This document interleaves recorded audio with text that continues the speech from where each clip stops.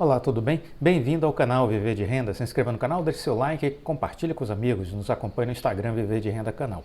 Bom, fomos todos surpreendidos na semana que passou com aquela notícia, que foi divulgada de que a Oi estava novamente pedindo socorro judicial. Ela protocolou um pedido de tutela de urgência cautelar na 7ª Vara Empresarial do Rio de Janeiro, e isso foi acatado pela Justiça, pelo nosso já conhecido juiz Fernando Viana. Muito bem, o que é surpreendente nessa história? Temos dito aqui já há alguns dias. Surpreende muita coisa, né? E isso seria indício, algumas pessoas têm me procurado, perguntado a respeito disso, isso seria um indício de que a empresa estaria próxima de uma eventual falência? Vamos lembrar que uma eventual falência da Oi afetaria cerca de 62 mil famílias, né? 62 mil famílias seriam afetadas diretamente por uma eventual falência da Oi. Isso também geraria impactos sobre recursos da ordem de quase 3 bi, se formos olhar aí as previsões fiscais ano a ano, por conta do que é apurado na Oi, do seu trabalho, né, da sua atividade. E teríamos aí uma grande confusão no país, que envolveria aí centros universitários, hospitais, empresas públicas, privadas, nacionais e internacionais, todas usuárias, clientes do grupo Oi, né? Então, não é uma coisa simples de se resolver, não é uma coisa fácil, os impactos são grandes, e o governo federal precisa criar um gabinete de crise.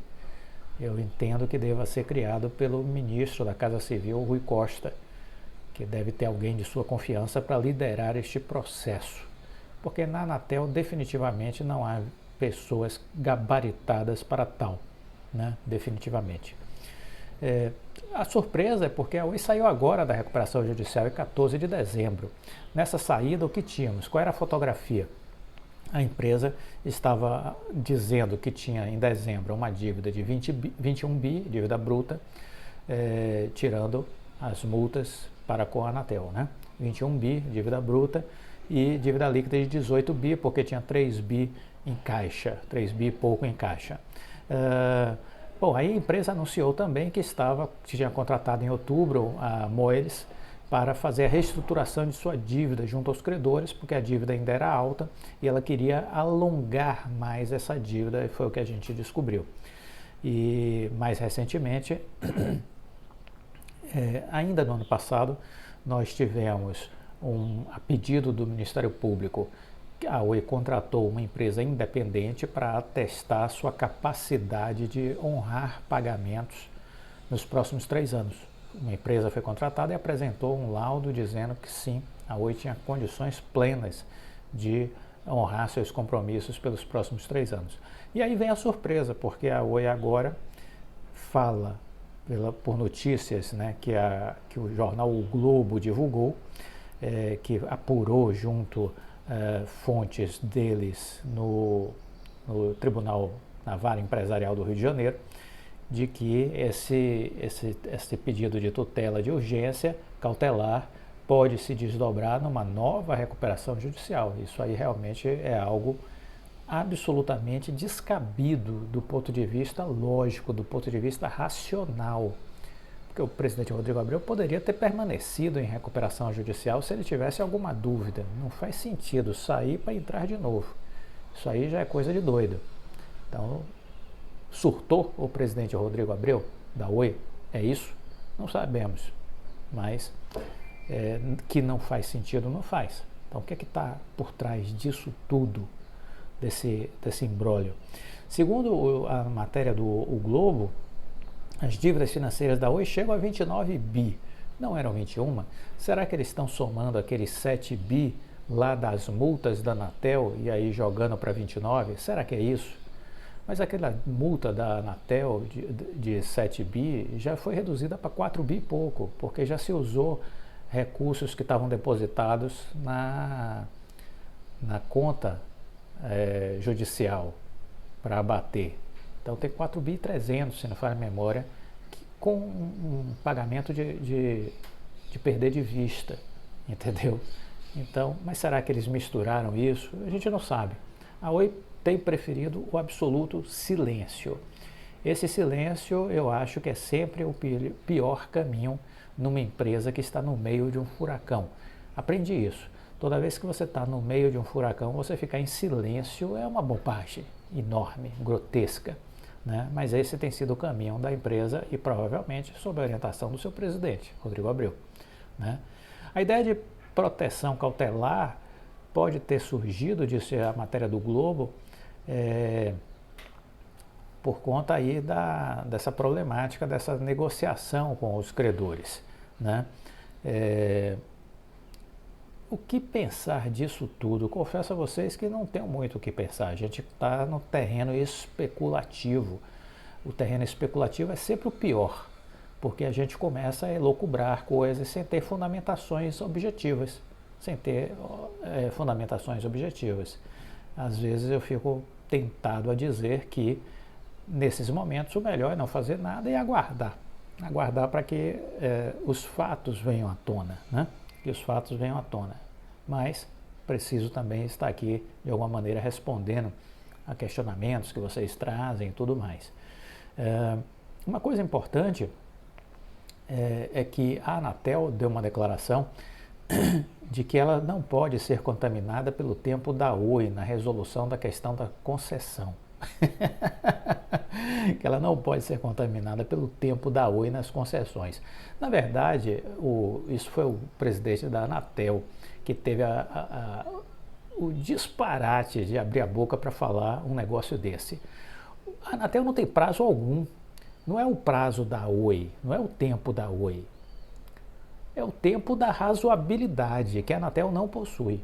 O CAD, por alguma luz divina, foi amarrado a se pronunciar nos casos que passam por ele em até 12 meses, em até um ano, sob pena de que, se não se pronunciar, o assunto cai e passa a questão sem ter tido nenhuma ingerência do CAD sobre o processo. Então, o CAD foi limitado na sua procrastinação. A Anatel não. A Anatel simplesmente não tem prazo. E eu aprendi isso com um grande empresário, um bilionário, que ele me disse: meu filho, trabalho sem prazo é trabalho não levado a sério. Trabalho sem prazo é trabalho não levado a sério. Então este é o problema da Anatel. Ela não tem prazo, ela não tem tempo. Isso é uma aberração que o governo precisa corrigir.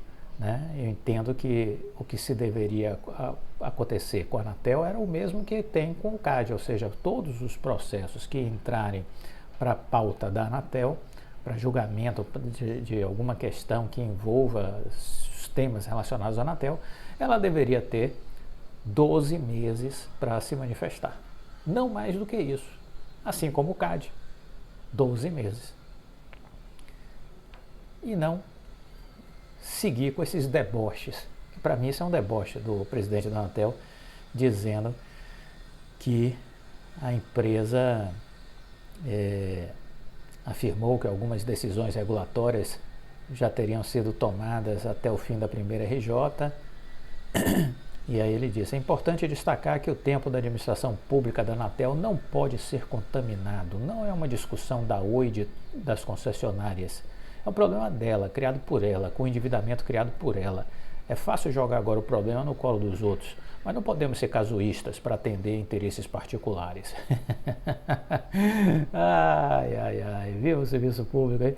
E quem não conheça os bastidores, que te compre, né? Dessa metodologia que a gente vê na máquina pública, né? A procrastinação é uma regra. A procrastinação é uma regra. Essa regra atende a diversos fatores. Em alguns momentos é incompetência, em alguns momentos é falta de seriedade e de responsabilidade, em alguns momentos são interesses ocultos, enfim, a gente não sabe o que são os bastidores, mas que a gente sabe que não é razoável, isso a gente também sabe, que não é razoável. Então, essa fala foi, ao meu ver, infeliz do presidente da Anatel, e o que eu entendo é que esse assunto das concessões precisa ser resolvido de uma vez por todas, e acho que a Anatel não tem capacidade para resolver isso, por incrível que pareça, e acho que o ministro Rui Costa deve chamar para si a responsabilidade de desatar esse nó, que é um nó hoje que pode prejudicar em muito o início do governo Lula, né? Porque um desmonte da Oi repercutiria em todos os setores da economia nacional, criando um problema em cascata. Então entendo que esse assunto já deveria estar na pauta do ministro da Casa Civil do governo, o Rui Costa, né? Muito bem. Bom, ainda de Anatel, a Anatel acabou criando um grupo de trabalho para acompanhar a crise da Oi. Não sei que utilidade tem o acompanhar, mas uma coisa que eu acho que é importante, eles fizeram, mas aí também se ficar reservado não tem finalidade nenhuma, é que eles vão convocar os executivos da empresa para prestar esclarecimentos. Isso só tem sentido se esses esclarecimentos fossem tornados públicos, porque se forem trancados em quatro paredes, não serve para nada, entendeu? Não serve absolutamente para nada essa convocação para esclarecimentos. Então eu vi como uma notícia positiva essa de que a Anatel vai convocar o Rodrigo Abreu para que preste esclarecimentos diante dos últimos fatos. Só que se isso for reservado, se isso for restrito, se não for público, não tem serventia nenhuma para nós, entendeu? É algo que não vai ter serventia nenhuma. Então, eles querem que expliquem, dentre outras coisas, o que foi que aconteceu com o fluxo de caixa da empresa, que havia uma projeção na recuperação judicial, agora há uma situação que parece ser diferente da que foi finalizada a recuperação judicial, o que é que está acontecendo, quais são as questões econômicas financeiras aí projetadas para os próximos meses e anos, quais são as fontes de recursos que a empresa possui, como ela pretende realizar desinvestimentos, enfim, tem uma série de questões que eles querem que o Rodrigo Abreu esclareça e, sobretudo, que fale também sobre essas transações envolvendo o Vital, transações envolvendo aí credores, né? E essa nova medida de proteção judicial que a empresa acabou buscando, né? A reunião ela foi marcada para o dia 7 de fevereiro, ou seja, terça-feira. A Oi deve apresentar esclarecimentos e maiores detalhes acerca da sua situação atual e das suas perspectivas, né? E possíveis impactos com relação à concessão de telefonia fixa. Vamos aguardar para ver se algo vai ser divulgado a partir disso, né? Mas, de novo, se as informações vão ficar trancadas em quatro paredes, essa convocação não nos adianta de absolutamente nada, não serve para nada, porque o segredo vai continuar, né? O sigilo vai continuar. O Fernando Primo de Rivera, ele foi acionista da Oi, e ele investiu na Oi no início da recuperação judicial, em 2017, e depois de 5 anos, ele entende que a empresa está numa situação pior do que quando entrou na recuperação judicial. Segundo ele, a empresa diz que tem uma dívida de 18 bi, dívida líquida, certo? Bruta 21 bi. Mas ele diz que o passivo é muito maior, o Fernando Primo de Rivera. Não estão considerados no passivo reconhecido pela Oi as multas da Anatel, que somam mais de 7 bi, conforme o parecer do Tribunal de Contas da União de junho de 22. E também não está contabilizada a dívida com a Globinet. No total, são passivos que juntos vão dar mais de 30 bilhões e um EBITDA abaixo de 2 bilhões estimados para este ano. como a justiça permitiu a saída da Oi da recuperação judicial é uma grande dúvida, diz ele, que ficou no ar. Taxa de juros mais altas, alta do dólar, cortes fracos de custos têm sido apontados como principais culpados pelo fracasso da RJ. Mas o verdadeiro problema, diz ele, está na venda dos ativos, em particular o FTH e a forma como foi feita. A Globenet ingressou na operação de compra da rede fibra, que foi transformando a Infraco na Vital, sem que houvesse qualquer justificativa plausível para essa participação, disse ele. Uma das obrigações estabelecidas que deveria ser acatada pela Oi era que a empresa deteria 49% da Infraco e venderia 51%. Mas com o fechamento da operação, os acionistas descobrem que a Globenet, empresa do BTG, que comprou da própria Oi no passado, ela acabou compondo essa equação da Infraco, hoje Vital, e que teria ainda mais uma diluição depois da entrada do fundo de pensão canadense, e hoje a Oi ficou com um pouco mais de 30% da Vital. 34 e pouco, quase 35, viu? A participação. Antes, os acionistas da Oi, durante cerca de 4 a 5 anos que durou a reestruturação, investiram 20 bilhões, a uma taxa de 5 bilhões de CAPEX por ano no período de 2017 e 2020. E não para reduzir a dívida, mas para colocar o ativo mais importante, a Infraco, com EBITDA positivo, para depois repassá-lo ao comprador, o BTG Pactual. Mas esse comprador não forneceu entradas líquidas de caixa que permitisse alívio da dívida da Oi. A chave é que o dinheiro que saiu para a aquisição da Oi voltou para a própria Vital, na forma de pagamentos para a Globenet. A inclusão da Globenet nas condições de venda da Infraco ao BTG funciona como um verdadeiro cavalo de Troia, em detrimento dos acionistas da Oi e da própria viabilidade da empresa. Não houve venda, houve troca de ativos por passivos ocultos a uma empresa provavelmente falida.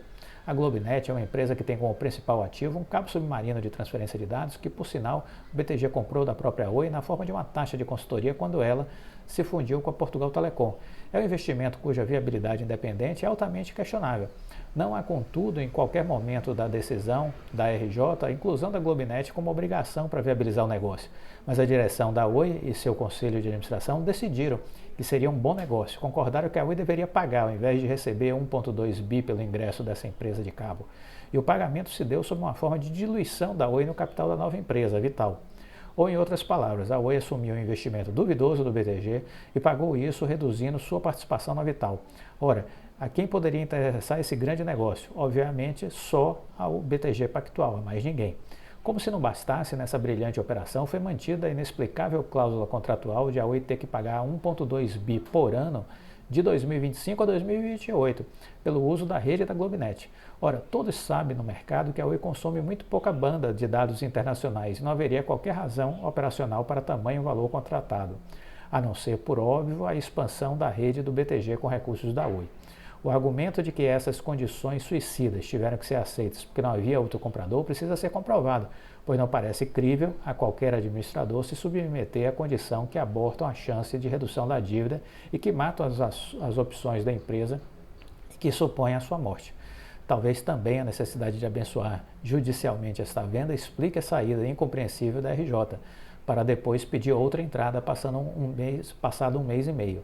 Por essas e outras, como as que já se comentam nos bastidores, a direção estaria pensando em separar novamente os ativos e vender os clientes da ClientCo, que é a Oi Fibra, resolvendo a falência implícita de Vital. É que não causa surpresa que investidores ativistas queiram entrar no comando da operadora e indicar novos dirigentes. Ele é diretor da Armada Capital, é ex-acionista da Oi, né, tem 28 anos de experiência nos mercados globais de ações. Olha, o que eu poderia dizer sobre esse artigo dele? Alguns reparos. De fato, essa história da Globenet nunca foi muito entendida. Vamos dizer o que realmente importa. A Globenet foi uma empresa que foi da Oi, foi vendida para o BTG e foi vendida numa transação em dólar. $1 de época da venda, que eu acho que era de 2 e pouco, foi para 5 e pouco. Então essa é a realidade deste contrato. É um contrato draconiano, que não deixa margem para nenhum tipo de negociação. Então, essa dívida existe. Os antigos presidentes que assinaram essa venda e este contrato deveriam ter sido indagados judicialmente, não o foram, deveriam ter sido, porque o contrato de fato é ótimo para o BTG e muito ruim para a Oi. Mas estamos diante de um contrato. O contrato assinado. Ninguém botou um revólver na cabeça do ex-presidente da Oi, que não era o Rodrigo Abreu, para assinar o contrato de venda. Não é? Ele é muito bom para o BTG, fato. Incontestável, excelente para o BTG. Imagine um contrato em dólar, né? Que você ganha com a variação cambial. Olha que coisa maravilhosa. Né? Muito bom, excelente negócio para o BTG. E ainda obrigava a Oi a fazer novos pagamentos, não só referentes à venda, mas como a serviços. Serviços esses que a Oi nunca precisou usar. Porque, conforme ele mesmo diz, esses cabos submarinos para transmissão de dados internacionais, a Oi nunca precisou. Então, isso é uma coisa ociosa para a Oi. A Oi não tem necessidade disso, mas está amarrada a fazer os pagamentos. Pagamentos da ordem de 1,2 bi ano, no período de 2025 a 2028, se não me falha a memória, foi o que ele disse aqui. Né? Muito bem, 1,2 bi e por ano, no período de 2025 a 2028, pelo uso da rede da Globinet, que na verdade não é usada. Então, este é o fato. Vamos agora tirar, vamos pegar e recortar isso em partes. Esta operação não foi boa para a Oi, do contrato da venda da Globinet. Foi mal feito. Se foi mal feito, ou foi por incompetência, ou foi porque alguém ganhou com isso. Que o BTG ganhou, a gente já sabe, isso está claro. Né? Agora, o presidente da Oi, o conselho de administração da Oi da época, aprovou. Se beneficiaram, deveria ter sido investigado isso. Deveria ter sido investigado. Não foi, mas deveria. Ainda há tempo de investigar. Eu penso dessa forma, que ainda há tempo para investigar. Né? Então, luz em cima desse contrato da Globinet do passado, antes do Rodrigo Abreu, que foi aprovado pelo Conselho de Administração, assinado pelo presidente da época e que foi prejudicial à empresa, como tantas outras coisas que foram prejudiciais à empresa em outras épocas. Né? A Oi tem essa característica de fazer muitas coisas prejudiciais a si mesma enquanto empresa, mas que podem ter beneficiado atores envolvidos nos processos. É isso que a gente precisa entender. Né? Já fiz vídeos falando sobre a história da empresa. Bom, dito isso, vamos agora raciocinar de uma outra maneira. A Oi tinha um contrato draconiano e teria que honrar. Ou teria que entrar na justiça pedindo para criar um contencioso, criar uma judicialização desse contrato. Provar por A mais B que ela foi prejudicada por esse contrato, que os atuais administradores e conselheiros dos integrantes do Conselho de Administração entendem que o contrato é nocivo para a empresa. Isso poderia ter sido feito. Mas se isso não fosse feito e não foi feito, o que resta? O pagamento. Resta o pagamento desses 1,2 bi de 25 a 28. Alguma dúvida a respeito disso? Nenhuma. Bom, qual a jogada que aí eu vejo positiva, não como ele está vendo, negativa? Se eu trago esse ativo para dentro da Vital, eu crio uma empresa de rede neutra que agora tem capilaridade internacional, não só nacional, a Vital, ela passa a chegar até os Estados Unidos pelos cabos submarinos. E aí eu também começo a observar o seguinte, eu trago um ativo para dentro que aumenta o valor da Vital, vamos lembrar que o valor da Vital era 20 bi e terminou em 22,3 bi, vamos lembrar disso. O valor da Vital era 20 bi, o preço mínimo, e saiu por 22,3 bi. Por quê? Por conta da incorporação da Vital, da Globinet, por conta da incorporação da Globinet. Bom, aí eu trago também para dentro a dívida que a Oi tem, salvo se ela fosse judicializar este contrato e questionar e provar que ela foi lesada pelos antigos administradores. Essa disponibilidade eu nunca vi da atual administração, do atual conselho de administração, né? Então, se você traz este contrato para dentro, e a Oi no início tinha 40 e tantos por cento e hoje tem 34, 35%, o que é que eu estou dizendo? É que desta dívida, uma parte dela, 34%, eu estou pagando a mim mesmo. Porque se eu Oi pago esta dívida para a Vital, que a Globonet está internalizada na Vital, então eu não estou pagando a Globonet, eu estou pagando a Vital. E a Vital, 34% é minha. Então, 34% dessa dívida eu estou pagando a mim mesmo. É isso. E aí é que está o lado positivo do copo, o lado cheio do copo. Agora, a primeira parte, que talvez seja a mais importante, é que de fato este contrato foi lesivo, foi nocivo. Não foi assinado pelo Rodrigo Abreu, foi de antes. Sob dólar, que era de 2 e pouco, foi para mais de 5. Ele prejudica, Oi, óbvio. Mas ninguém procurou responsabilizar ninguém. Entendeu? Essa é uma característica de empresas que não têm controladores. Isso a gente já conversou em um outro momento, de que empresas que não têm controladores pertencem a quem? Quem é o dono? Não tem dono. Né? Capital pulverizado. Esse é um problema de empresas que têm capital pulverizado. Não tem dono. Não tem ninguém que se incomode, que o sapato aperte. Diga, opa, tá doendo. Né? Esse é o problema. E numa base pulverizada, com muitos minoritários, nano-minoritários, pessoas despreparadas, né? Que não têm a menor noção de nada. Não tem a menor noção de nada.